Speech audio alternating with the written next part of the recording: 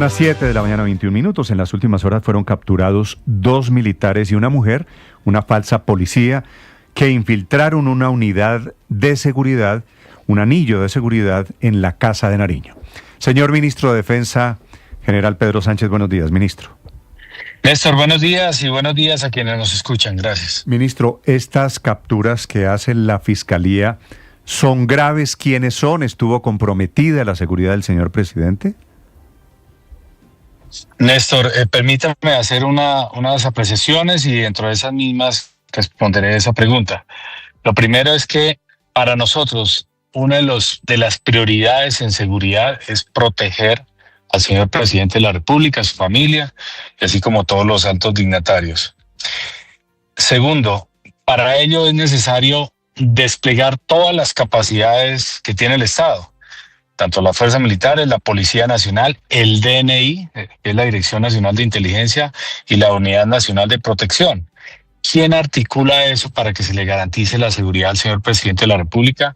La Jefatura de Protección Presidencial, que es de la Casa de Nariño.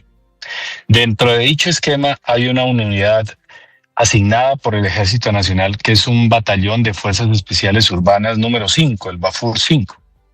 En esa unidad, que prácticamente es uno de los anillos externos, hace parte, diría uno del tercer anillo de seguridad, a comienzos de año, contrainteligencia, tanto el Ejército como la Policía Nacional, detectaron actividades inusuales de una persona que luego se confirmó que era una falsa capitán de la policía.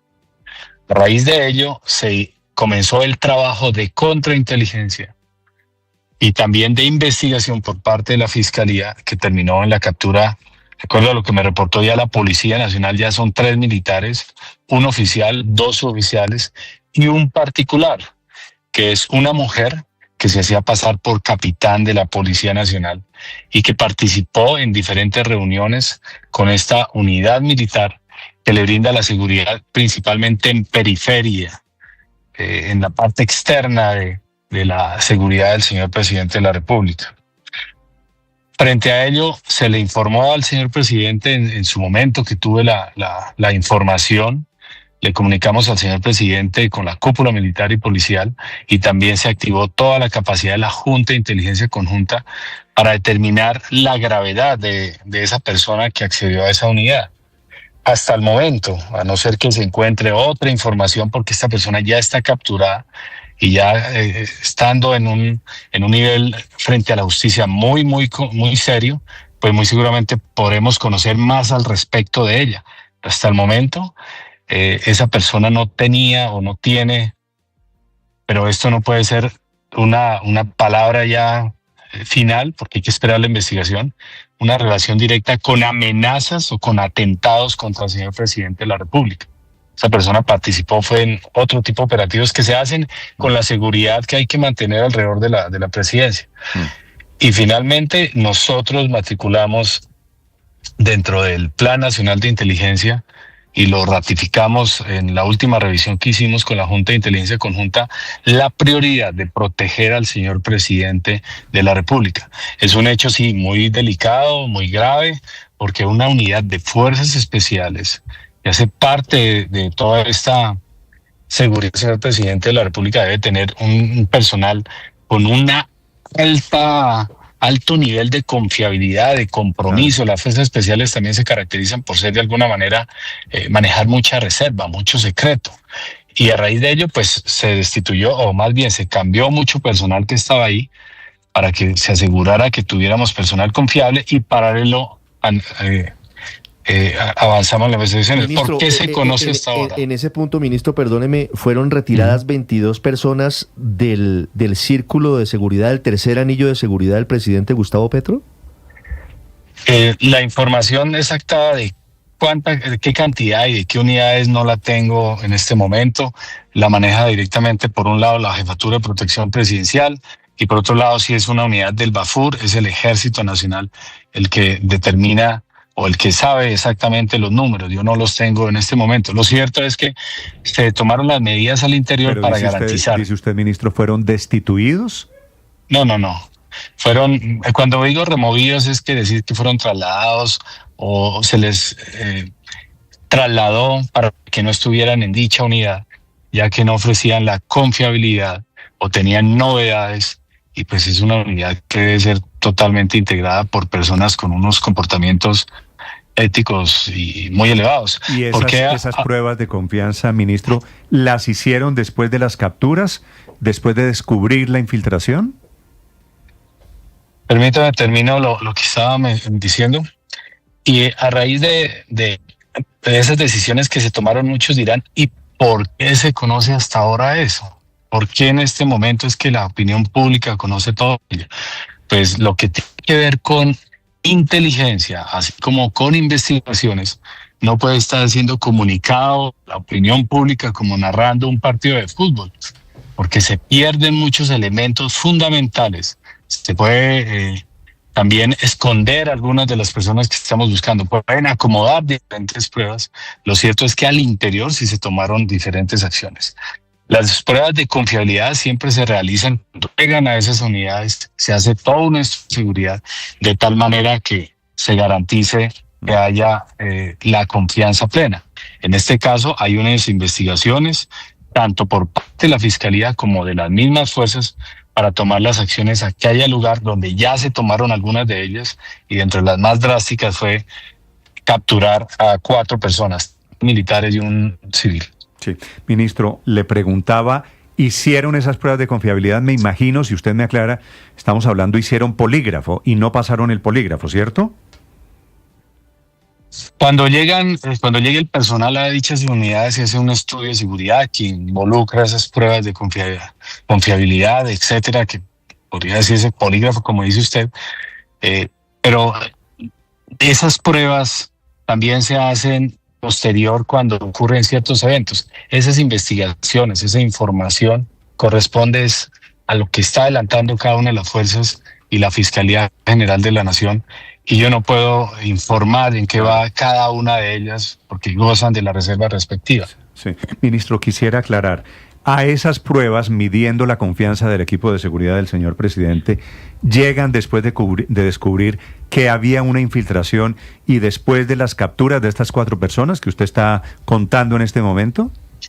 No, hay pruebas antes de llegar a las unidades que prestan de seguridad, de acuerdo al nivel de cercanía o nivel de responsabilidad que tienen con la seguridad presidencial, pues se hacen diferentes pruebas. Los que están en el anillo cerrado son unas pruebas supremamente exigentes, se revisan muchísimos antecedentes al respecto, y así con las otras a medida que se van configurando los diferentes anillos de seguridad. Pero los protocolos, que es algo que debe arrojar las investigaciones respectivas de si se cumplieron o no, pues nos dirán qué acciones debemos tomar adicionales a las ya estipuladas y a las ya conocidas. Sí, ministro, ¿cómo es la historia de la falsa capitán, de la mujer que logra infiltrarse en las fuerzas militares y llegar incluso a reuniones donde se hablaba de temas de seguridad del presidente? Solo puedo informar algo muy general, porque esto hace parte de una investigación que la maneja la Fiscalía General de la Nación, y entenderán que tiene una reserva. Lo cierto es que esa persona llegó a esa unidad militar, a un batallón de Fuerzas Especiales Urbanas, el número 5 del Ejército Nacional, que se aloja en el Guardia Presidencial, que brinda seguridad perimétrica, también ayuda a la configuración de la seguridad para que el señor presidente de la República se desplace en un ambiente ampliado, seguro. Y esa persona participó en algunos operativos que desarrollaba esta unidad para brindar esa seguridad, que eran allanamientos, que eran ir a sitios donde posiblemente había expendio de droga o venta de armas, etcétera, con el fin de neutralizar dicha amenaza. Y se hizo pasar como capitán del Ejército Nacional. Y pues ya los detalles internos, etcétera, pues hacen parte de la investigación, que yo no tengo ninguna autorización para Ministro, explicar. pero qué pena, discúlpeme, detalles. yo le insisto, ministro, sobre esta mujer, porque es que por cuenta de ella se hicieron operativos, se le encontraron documentos importantes de inteligencia. ¿Para quién trabajaba ella? Eso lo dirá la investigación. ¿Pero es posible que trabaje para el Tren de Aragua? Todas las posibilidades están y las confirmarán. Lo que le puedo decir es que en el análisis que hicimos como Junta de Inteligencia Conjunta es que no representaba, por lo menos en la información que teníamos o que tenemos hasta el momento, es que no representaba una amenaza directa contra la seguridad del señor presidente de la República, pero sí estaba obviamente cometiendo actos muy delicados que hay que ponerle mucha atención con una unidad encargada de la seguridad, de apoyar la seguridad del señor presidente de la República. Pues estos hechos no pueden pasar. ¿Se sabe, ministro, por qué el mayor Pedronel Jiménez, que es el hombre que integraba el tercer anillo de seguridad del presidente de la República, infiltra a esta mujer, a Luisa Fernanda Salgado? Hace parte de la investigación, pero en algún momento yo interactué con el mayor, lo conocí por el tema de fuerzas especiales, y pues es un oficial, por lo menos la trayectoria que tengo, que conozco de él, digamos, entregado, dispuesto, pero cuando le llegó la persona ahí que se le presentó de capitán, etcétera, se le presentó fue a él, se la presentaron a él, es la información que yo tengo. Pero ya la investigación arrojará exactamente qué sucedió. Lo cierto es que él debió haber cumplido unos protocolos, haber revisado unas cosas y por eso se dio la orden de captura. ¿Pero la orden de captura es por omisión? ¿No por haber infiltrado a Luisa Fernanda Salgado? Permítame, me refiero un poco más a, digamos, los delitos por los cuales se hizo la captura. No los tengo aquí a la mano, pero permítame, aquí ya los estoy revisando. Es revelación del secreto, concierto para delinquir, fraude procesal, prevaricato por omisión, flagrancia por tráfico y porte de armas y municiones, que responderá a lo que diga ya la Fiscalía General de la Nación, pero es una unidad especial que tiene una información relacionada para también garantizar la seguridad del señor presidente de la República, y pues hay unos protocolos, y uno de ellos es pues verificar la identidad, confirmar quiénes son, etcétera, firmar unas actas de confiabilidad, también de confidencialidad para que no se divulgue la información, mantener el secreto. Son fuerzas especiales, uno no puede estar saliendo a los medios de comunicación a decir qué es lo que pasa allá internamente, etcétera, o qué es lo que se va haciendo en una operación especial más bien, porque pone en riesgo la misma seguridad de la operación y la misma identidad de los hombres. Pero en estos temas yo no me quiero extender más, porque pues es la Fiscalía General de la Nación cuando ya conozcamos qué exactamente ocurrió. Claro, pero el mayor tendría que haber verificado si su señora Salgado era o no capitán del ejército. Sí, claro, si llega alguien a una unidad militar y se presenta, pues uno confirma, averigua, etcétera, y debe hacer ese cruce, lógico. Y pues para eso tiene otro personal, que es un personal de inteligencia de esa misma unidad, que es un personal de operaciones, se hacen actas, etcétera, y se confirma que todos pertenezcan a dicha unidad. Obviamente, pues son 180,000 hombres del Ejército Nacional, 186,000 de la Policía Nacional, es cierto, pero también es cierto que es una unidad pequeña y que se debe confirmar todo para garantizar la seguridad. Ministro, ¿qué significa el tercer anillo de seguridad del presidente de la República al que pertenecía el mayor Pedronel Jiménez? ¿Qué tan cerca está del presidente el integrante de ese anillo y a qué tanta información confidencial tiene acceso? Bueno, el primer anillo, el cerrado de la seguridad del señor presidente son quienes quienes están permanentemente con él, que uno los ve en los diferentes desplazamientos y lo maneja directamente la JPP, pero tiene también unas capacidades importantes que pues yo no quiero revelar mucha información que hace parte, digamos, de explicar cómo es la seguridad del señor presidente, pero sí dar un entendimiento de qué es un primer anillo, segundo anillo, tercer anillo, etcétera. ¿Cuántos anillos de seguridad hay para esos efectos, general? Los suficientes, Néstor. Porque bueno, yo sé, seguridad, la seguridad del presidente no solamente es terrestre. Usted tiene razón en que no podemos discutir públicamente al aire cómo es la seguridad del presidente. Déjeme hacerle solo una pregunta final sobre este tema. ¿La seguridad del presidente, con estas capturas que usted me dice no son 3 sino 4, estuvo comprometida? Con la información que tenemos, no, y eso se lo comentamos al señor presidente de la República, pero claro, le explicamos que era un hecho muy delicado y muy grave. Sin embargo, no bajamos la guardia. No podemos decir que ya cerrar eso, no, hay que estar totalmente alerta. Y quería agregar que en la seguridad del señor presidente también inclusive está la Fuerza Aérea, con transporte en aeronaves o cuando se emplean capacidades anti, etcétera.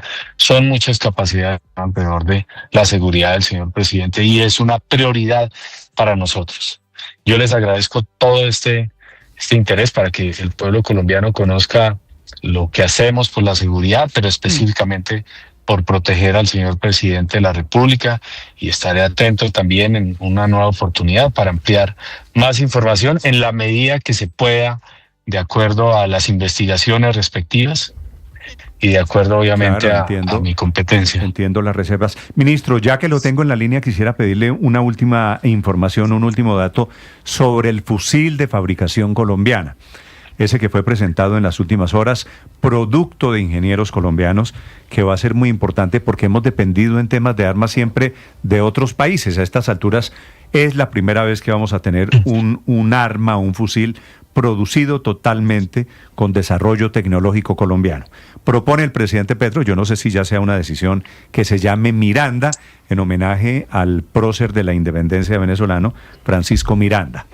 ¿Cuál es la historia de este fusil? Ustedes desde adentro de las fuerzas militares, ¿cómo llegaron? Hace 3 años, nuestros ingenieros de Indumil comenzaron a desarrollar esta iniciativa de tener un fusil propiamente colombiano, ya con una experiencia que se venía adquiriendo en la producción del Galil, en ciertas partes del Galil, en casi toda la cantidad de componentes del Galil, excepto el cañón y la mira. O sea, lo que estoy mencionando yo es el trabajo que ha hecho gente atrás. Yo apenas soy un vocero de ese gran trabajo que han hecho quienes nos han antecedido. Y a raíz de eso, pues ya llegamos en este momento a un prototipo que ya fue probado. La intención es entregar 10 fusiles de aquí a diciembre para ya probarlos en terreno, en la selva, en el lodo, en la lluvia, bajo las condiciones extremas. Y el año entrante entregar ya 50 fusiles para ya llevarlos a operaciones reales, para que obviamente no se colocan todos al mismo tiempo. Y en ese periodo que es de aquí a julio, al 1 de julio, o al 30 de junio más bien del 2026, hacer todas las mejores respectivas para posterior a ello comenzar a producir 400.000 fusiles que reemplazarán los fusiles Galil. Y eso es una transición. Este fusil es hecho principalmente en polímeros, el 65% de su construcción es en polímeros, lo que lo hace más liviano, mientras que el Galil es solamente el 30%. Calculamos que sea un 15% más liviano y un 25% también más económico. Además de que queda el dinero circula es en Colombia y nos da la posibilidad también de proyectarlo o venderlo a otros países. ¿Todo el fusil es colombiano, inclusive el cañón, sí. Ministro? Sí, todo sería colombiano, absolutamente todo. Es la verdad, ayer lo probé, lo levanté, es supremamente liviano, eso le da una versatilidad enorme a las tropas, genera una economía y más bien una calidad de empleo supremamente elevado y nos posiciona a avanzar en lo que llamamos la autonomía estratégica de producir nuestras propias armas y también aquellas que no produzcamos, porque es muy complejo producir todas, es que sean de nosotros, que seamos dueños de dichas armas. Bueno, este es un sueño desde hace mucho tiempo, reemplazar las armas, los Galil israelíes o las armas norteamericanas de las cuales hemos dependido históricamente. Ministro, le agradezco esos minutos, lo dejo trabajar, muy amable. No, Néstor, a usted muy amable, de verdad, y a Ricardo, a todos los que están ahí en la mesa. Y también quisiera agregar 2 puntos, claro. Aquí sí permítame extenderme. Uno es que también ayer en el Parque Jaime Duque mostramos el nuevo túnel de viento construido aquí en Colombia, que es un centro de entrenamiento avanzado para caída libre, para entrenar a nuestros paracaidistas de salto libre, también sirve inclusive para rehabilitación, se va a vender a terceros también y eso nos da una autonomía estratégica. Esperamos diciembre estarlo inaugurando y eso también va a ser un motor enorme en capacidades y en desarrollo de nuestro país. Y el último punto es que también hicimos un lanzamiento del correo de la gratitud. Es que les escribamos gracias a nuestros soldados y a nuestros policías y a nuestros auxiliares y voluntarios de la defensa civil una carta o hagan un video para que en diciembre ellos, cuando estén allá en la selva, en las calles frías, y nosotros estemos, los colombianos, celebrando la Nochebuena o el Año Nuevo, pues ellos lo lean allá en la soledad, pero también en ese ambiente propio de la camaradería de quienes nos protegen. Ese saludo de gracias por protegernos. Pues me sumo, lo haré yo personalmente, ministro, me sumo a ese correo de la gratitud. A usted, a los militares, a los policías, por siempre mi agradecimiento, por siempre nuestro agradecimiento. Un saludo para ellos, ministro, gracias.